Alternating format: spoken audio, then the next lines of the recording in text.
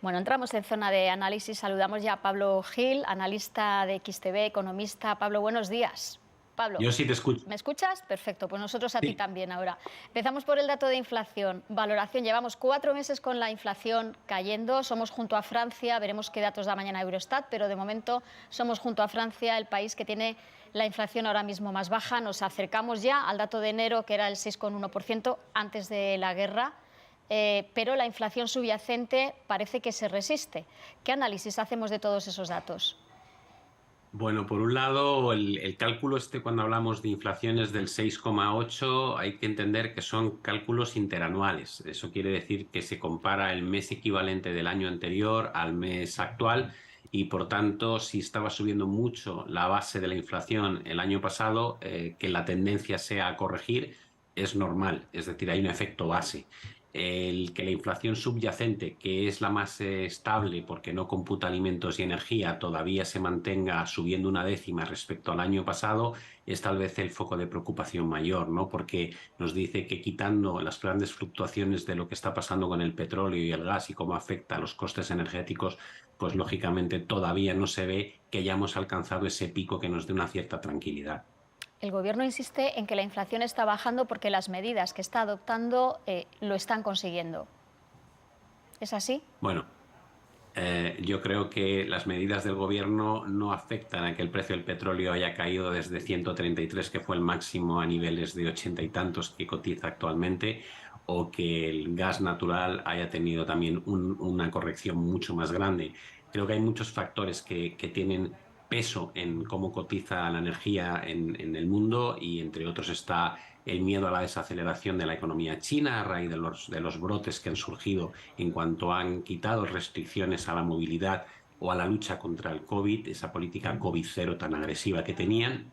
Y, por supuesto, la batalla que existe entre países como Estados Unidos volcando reservas estratégicas al mercado, mientras que también se quiere poner un techo al precio del petróleo por parte del G7. Por tanto, no creo que haya que apuntarse un tanto realmente por conseguir que los costes energéticos estén cayendo a nivel global.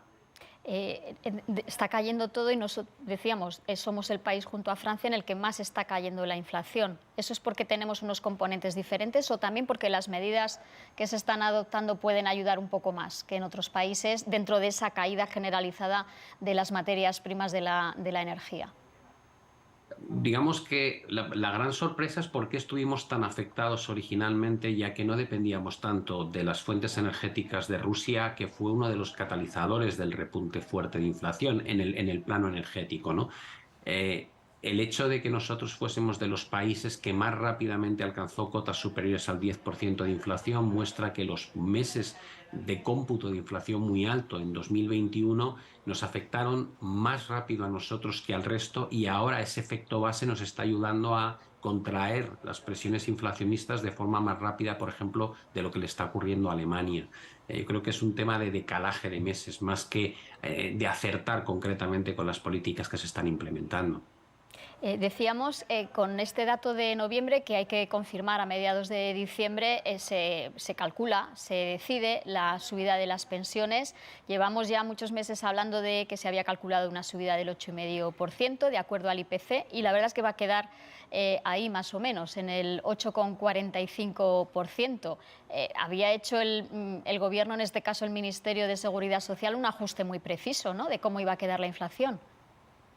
Sí, esta vez la verdad es que no sé si es por suerte o es por pericia, pero lo cierto es que el cálculo que se había realizado sobre cuánto habría que subir las pensiones está muy aproximado al dato real que probablemente haya finalmente, porque las desviaciones entre el preliminar y el final, como mucho, suelen ser de una décima. Decimos, ajustando ahora, si no hemos hecho mal la cuenta, sería el 8,45, 8,46 respecto al 8,5 que se había calculado. La décima, en este caso, esas pocas décimas son importantes a la hora de hacer el cálculo de lo que nos vamos a gastar en pensiones, igual no tanto de lo que van a cobrar los pensionistas en la subida, pero el cálculo unas décimas puede suponernos un gasto importante. Digamos que nuestro problema no es de décimas. Llevamos entrando en una fase de endeudamiento muy severo desde hace tiempo y muestra de ello es que tenemos pues, deuda sobre el PIB superiores al 115%, ¿no? De los países que tienen endeudamiento más alto de Europa. Por tanto, no hemos sabido gestionar durante los últimos años realmente esas cuentas presupuestarias. No hemos gastado más de lo que hemos ingresado y ahora mismo, pues esto es una partida que es muy importante, por supuesto, que lo que va a hacer es engrosar más nuestros problemas, ¿no? En la medida en que no seamos capaces de reducir nuestro déficit público, ya nos están tirando de las orejas desde Bruselas, ¿no? Nos están diciendo que tenemos que empezar a hacer mejor las cosas y tarde o temprano va a ser un tema que se va a poner sobre la mesa, ¿no? Ser más responsable a nivel fiscal de lo que lo hemos sido a raíz de todos estos problemas de pandemia y luego con la guerra en Ucrania. Pablo, hablábamos también del ahorro. El Banco de España daba ayer el dato de que familias y empresas parece que están sacando depósitos y de las cuentas corrientes. Las familias 5.500 millones de euros en octubre, las empresas 10.000 millones, en este caso récord. El de las familias también en ese mes no se sacaba tanto dinero de los bancos desde el año 2014. La interpretación que hacemos así rápido es lo necesitan para hacer frente a la inflación. Pero por otro lado también vemos que los ahorros han subido respecto al año pasado, un 4,5% en el caso de las familias, 4,7% en el caso de las empresas. Damos por hecho que esos ahorros se sacan para hacer frente a la inflación porque las familias están teniendo problemas o las empresas para llegar a fin de mes, o puede ser que se gasta también porque se ve que se tiene ahorro y se tira de ello para otras cuestiones, para ocio, para inversión. Yo creo que hay que ser realista. Casi ningún trabajador consigue ajustes salariales, pues como estamos viendo en los pensionistas, es decir, que te respeten el nivel de inflación a nivel salarial cuando tú eres un empleado, pocos consiguen una subida salarial equivalente. Si tú no sabes o no tienes certeza de que tu salario vaya a estar cubriendo el incremento de coste de la vida, y quieres mantener tu nivel de vida, solo tienes una opción y es tirar de los ahorros, ¿no? Y es lo que estamos viendo desde hace 3 meses. Los ciudadanos quieren mantener su estilo de vida, quieren seguir consumiendo como lo hacían antes y como el salario no les da para cubrir pues esa subida de la inflación, pues al final van a la cuenta corriente y usan parte del dinero que han ido ahorrando precisamente por las políticas expansivas que se aplicaron en 2020 y 2021 y que todavía tienen un pulmón ahí de oxígeno que pueden ir consumiendo sin tener que preocuparse demasiado. Lo malo es que esto, si dura mucho en el tiempo, pues evidentemente se dejará notar y empezaremos a ver caídas pues bastante sustanciales en la tasa de consumo.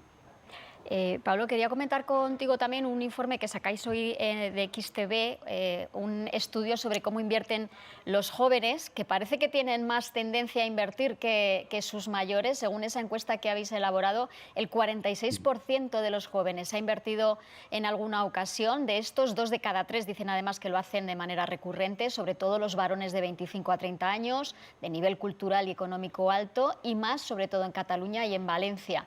Dicen que son conscientes de los riesgos que asumen, no se consideran expertos, pero sí creen que cuentan con un nivel medio de formación financiera. No se fían en todo caso de lo que les dicen las redes sociales, están dispuestos a aprender de los expertos. 6 de cada 10 reconocen, eso sí, que han perdido dinero invirtiendo y sus inversiones van de media de los 1.000 a los 5.000 euros y además prefieren criptomonedas y acciones a la hora de invertir su dinero. Es un retrato bastante detallado de cómo invierten los jóvenes españoles. ¿Qué os ha sorprendido de esa encuesta?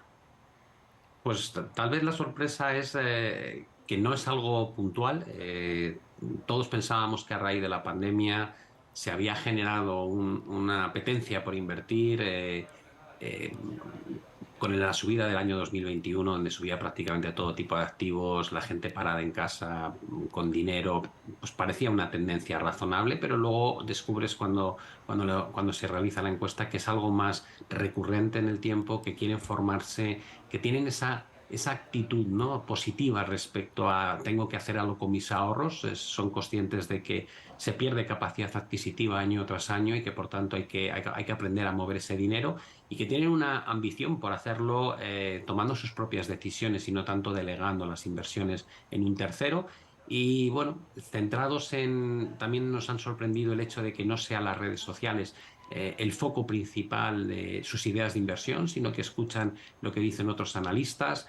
Todavía prima mucho el precio de donde contratan los productos y de ahí que vayan a las aplicaciones de Internet donde consiguen precios más baratos a la hora de lanzar sus órdenes de compra y venta. Pero creo muy bonito que a estas edades ya haya un interés, ¿no? Por la economía, por invertir, por aprender de los riesgos que hay y por formarse en algo que va a ser fundamental en su vida, ¿no? Porque todos somos inversores desde el mismo momento en que tienes un trabajo y tienes un dinero, y si no aprendes a invertirlo, ese dinero va a perder valor con el paso del tiempo porque la inflación es algo recurrente y estable que va a avanzar todos los años en tu vida, y llegar a la jubilación con un patrimonio pues mayor del que has ido cosechando simplemente por el ahorro, pues es algo que hay que impulsar y algo que hay que potenciar. Muy reveladora, la verdad, esa encuesta con datos, como decimos, sorprendentes. Pablo Gil, trader, economista, analista de XTB, muchísimas gracias por ayudarnos. Hasta otro día. Muchas gracias, Inma, a ti.